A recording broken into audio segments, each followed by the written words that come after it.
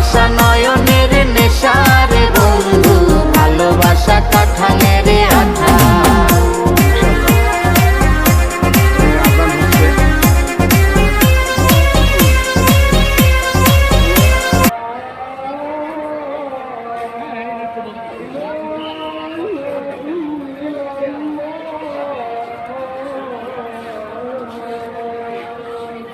শুভ নববর্ষ, পয়লা বৈশাখ আর কাঁঠাল জাতীয় ফল, দুটো সব কিছু মিলে দিলে সেরকম লাগছে আমার কাছে, মাশাআল্লাহ।